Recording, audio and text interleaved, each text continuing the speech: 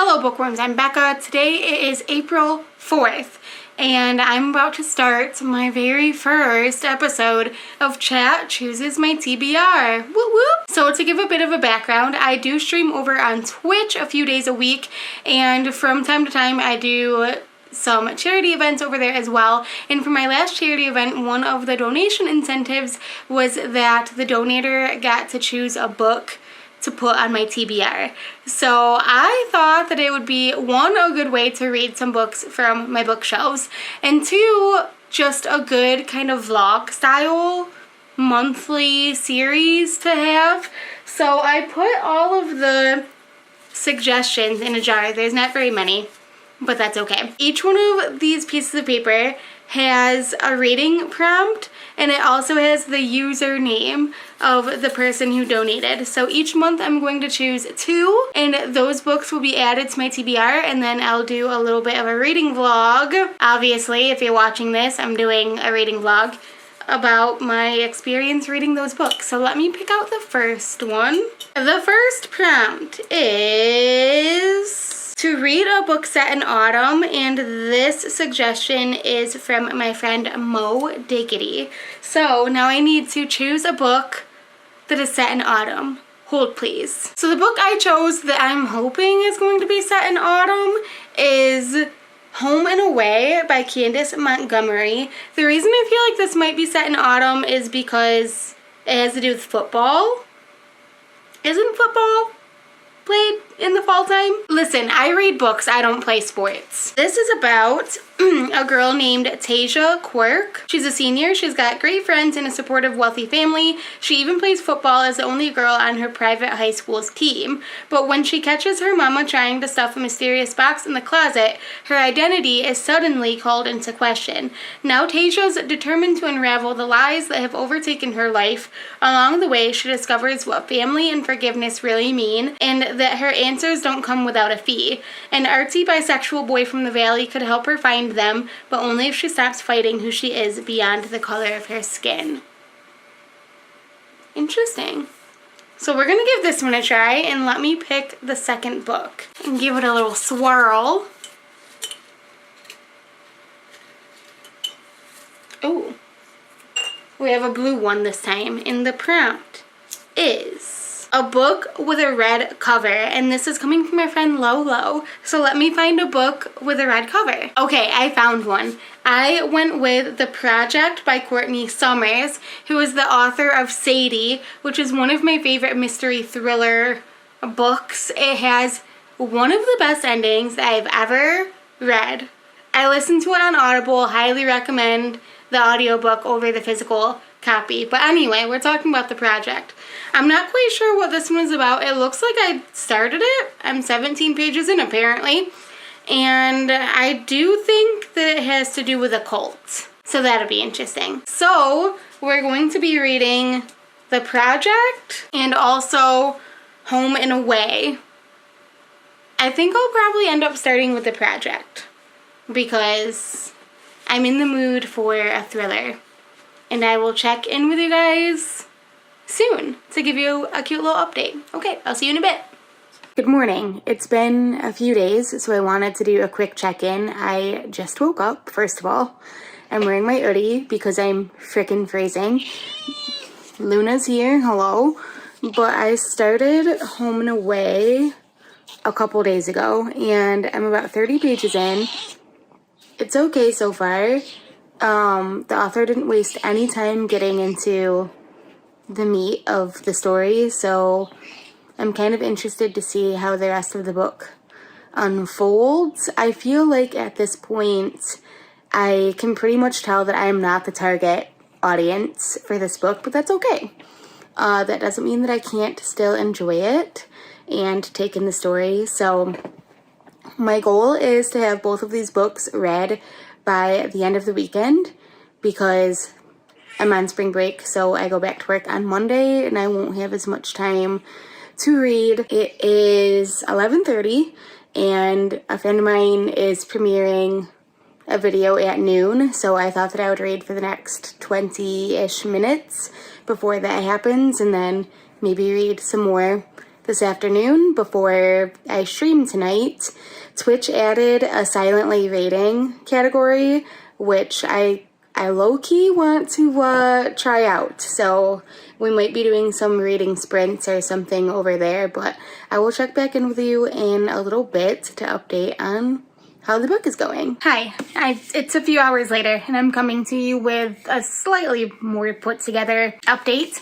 I have decided to just go ahead and DNF Home and Away by Candace Montgomery. Unfortunately, I just don't think that this is the book for me, and to avoid getting into a reading slump by forcing myself to read a book that I'm already just getting annoyed and nitpicky with, I'm just gonna go ahead and DNF it. Maybe sometime in the future I might end up picking it up again, but I don't envision that happening. I am DNFing it at 77 pages. So almost a third of the way into the book because it is a little over 300 pages. I can't critique the story because this is so far out of my realm of experiences, but the writing and the characters, I couldn't do it. Basically, the main character, Tasia, is figuring out that her dad is not actually her dad and that her mom had an affair. They have lied to her entire life, pretty much. Very difficult thing to handle. Does not help that everyone in her life is like, wow, that is horrific. But maybe if you just focus on living like it didn't happen, then everything will be okay. Don't love that. Also, Tasia's attitude, it's upsetting, but like, I don't know. I feel like everything is a little too over the top, but also kind of justified. But for some reason, it still feels off to me. I just can't put my finger on it. Her mom is just walking around the house crying. Her dad, that is not really her dad, but raised her, is now just like straight up ignoring her. And she asked him why he stayed, and he said that he felt like it would be a good idea. So not only did she find out that her father is not her father, but she found out that he just stayed because he felt like it was a moral obligation. Don't love that. Also, this book is marketed as like, sure, Tasia is grappling with identity stuff, but she's the only girl player on her high school football team. All of the line breaks are little footballs. She has a football stadium in the reflection of her sunglasses. We've had all of 2 scenes where she plays football. It is very clear that this book is not focusing on the fact that she is a female athlete playing on a male team. I'm not quite sure why that is the focal point of the marketing and why the line breaks are footballs if this is obviously not going to be a main focus of the story, and maybe it ended up being that. But then that would make even less sense because it's pretty clear that the story is supposed to be her figuring out who she is now. And the part that I DNF'd at, she messaged her biological dad, who is apparently a musician, wanting to meet him at a cafe, but she is disguising herself as a potential client. So she's essentially like catfishing her biological dad into meeting her for the first time. Odd, don't like it, don't really want to know how it goes. And there's just a line about kids my age are responsible on the internet and we don't give our information out to people. So obviously I'm being safe as I'm catfishing my biological dad. I don't know. I think that this is Candace's debut novel, and I do have her sophomore novel, so I would be more than happy to give that one a chance because that one sounds good as well. Yeah, I don't know. This one just didn't it's not sitting with me right now. Like I said, I'm so obviously not the demographic for this book. I am not young adult. I've not experienced the thing, so I can't speak on any of that. I just wasn't jiving with the writing at all. So I'm going to put it down. I know I sound super salty, but I promise I'm not salty. I'm just confused. And I'm going to focus my attention a little bit more towards The Project by Courtney Summers. I think that I have this as an audiobook, so I'm going to try to maybe listen to the audiobook for a little bit while I tidy up this space and get some work done. And maybe work on my book journal, and I need to get some things ready for stream tonight, so I'll probably listen to this. I might start it over from the beginning because I'm 17 pages in apparently. I've also been seeing this thing where people are listening to the audiobook while they read the physical book, so I might give that a try. We're trying new things, we're scoping it out, and I'll update you guys either later tonight or maybe tomorrow, so I'll see you soon. Hopefully I like this one a little bit better than Home and Away. Okay, I'll see you soon. Hello, it's April 23rd when I'm filming this. I'm coming to you from my desk instead of my other camera setup because I've been doing some work today and thought, why not just do my little wrap up here? Okay, so I finished reading The Project by Courtney Summers. I finished it about a week ago. I really liked the way that I read it. So on my commute to and from work, I was listening to the audiobook, and then when I was on breaks at work or during nap time or when I was at home, I was reading the physical book. So in doing that, I was able to finish it within a week, which is fabulous for me. That definitely means that if I continue doing this for other books, I'm going to be able to read so many more books this year. Obviously a win. Back to this book specifically. I ended up giving it 3 stars. I didn't love it. It kind of fell flat for me, which is disappointing because I loved Sadie so much when I listened to the audiobook of Sadie. And I had really high hopes for this one. This is one of my most anticipated books for last year, or, it's been on my mind since I picked it up because I loved Sadie so much and I was excited to see another book by Courtney Summers, but it just didn't do it for me. I think it's because Sadie was very gritty, and while there was some things that happened that were inferred, a lot of the action happened right there on the page, and it was kind of the opposite with The Project. A lot of the stuff that happened or that you hear about, the dark, seedy underbelly of the cult, you don't see that at all, and it's only mentioned once or twice, so it's kind of hard for you to view the cult as this big bad thing, even though it's a cult. So I feel like the story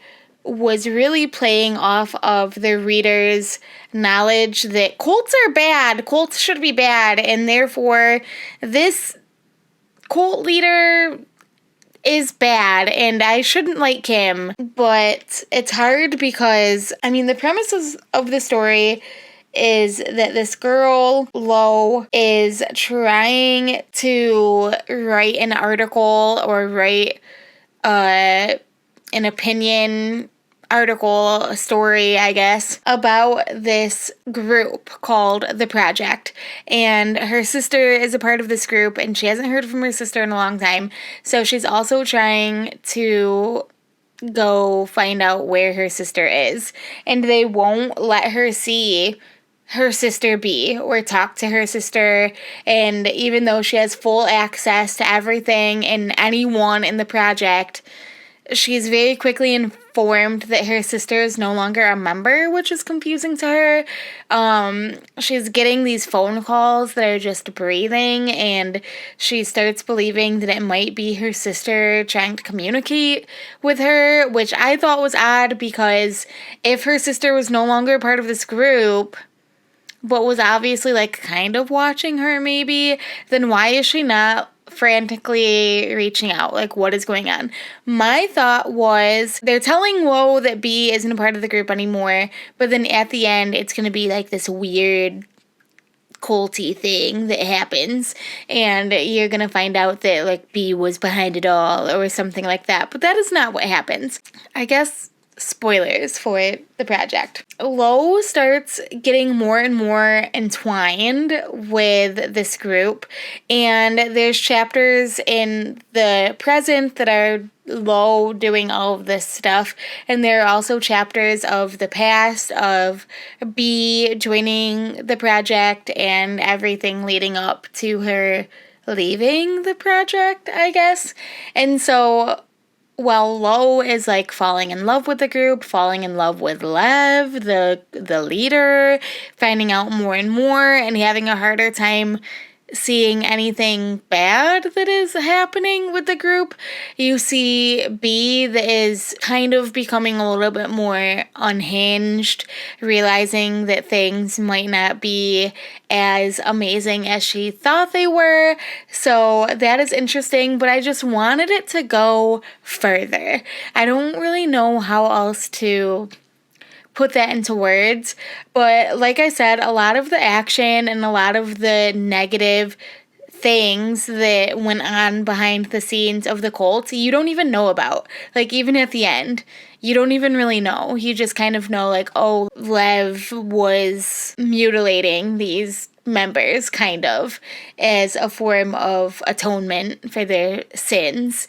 But you don't get any unhinged members coming forward. Like, you just don't get any of that. So I don't know if it's supposed to be implied that those members are no longer with us, as in they're unalived, or what is going on. But even the action at the end, where it culminates in this few page battle that's not even really a battle, of Lo confronting Lev and some of the other cult members, and he takes her and ties her up in another room, and it's about time for her to be baptized, and so she thinks that he's going to drown her, is what she's preparing for. And then that chapter ends with her being submerged for her baptism, and then the next chapter is basically the epilogue.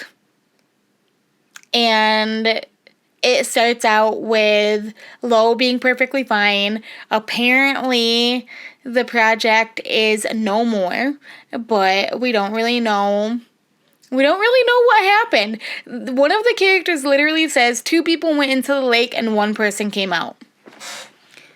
What happened? I don't know. And it's not like in a good way. If you've read Sadie, you know what I mean. It's not in a good way where it's like, what the hecking heck happened? I need to know. It's more like nothing happened. Nothing. I kept going because as I was getting further and further, I kind of was like, I don't know, I feel like in Sadie, things might have been happening by now, and they're kind of not, but I'm going to keep going because maybe it will just be in the last few chapters that ish is going to hit the fan, and it didn't. So I don't know. It's just such a bummer.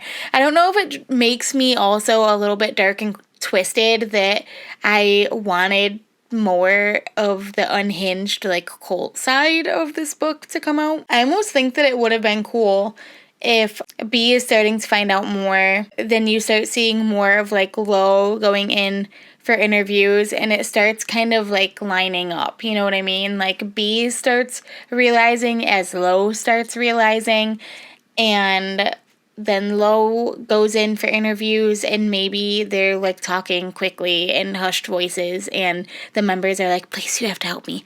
Like, you don't know, you don't understand what's going on. And then Lev walks in the room, and they have to pretend that they're fine. That's what I wanted. And that's not really what this gives. If anything, B and Lo switched places by the end of the book. Like, B went in the beginning, and everything you know about B, like, she went full force into the project and wanting to be a part of this group because she was under the belief that Lev saved her sister.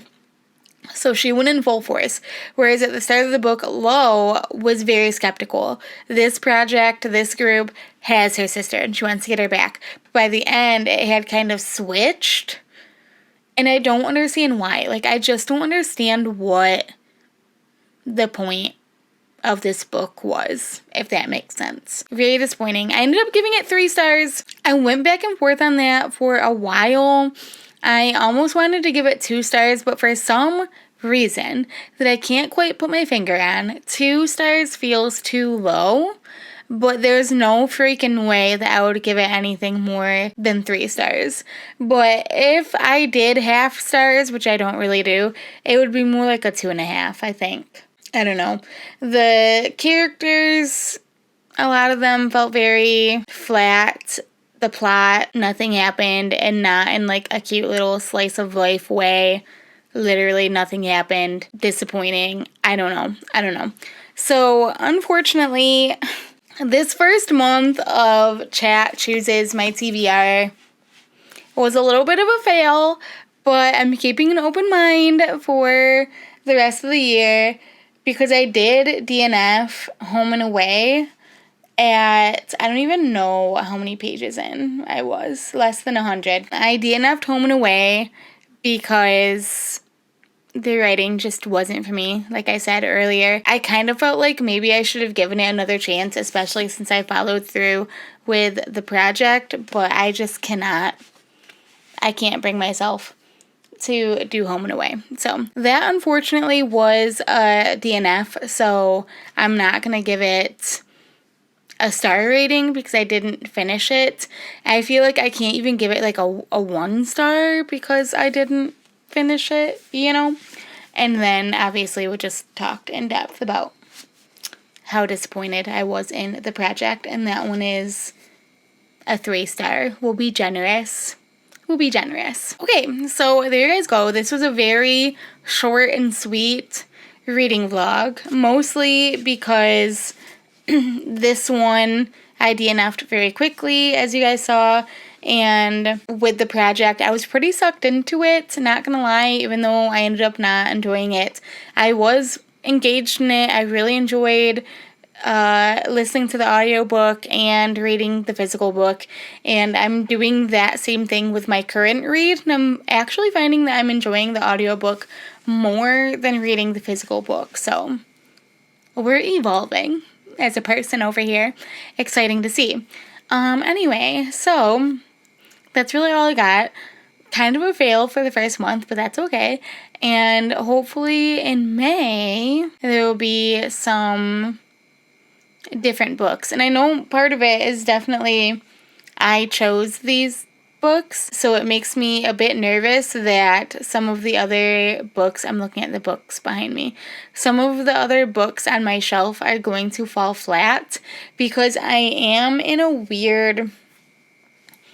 just in a weird spot right now where I'm having a hard time finding books that I think I'll actually read and enjoy, if that makes sense. I was so sure of my brand, I guess, and the types of books that I enjoy reading, and now that I've been reading other things, I just don't know. I don't know. So I'm interested to see how May goes.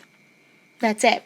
So that's it for my very long, drawn out wrap up of Chat Chooses My TBR. Yeah.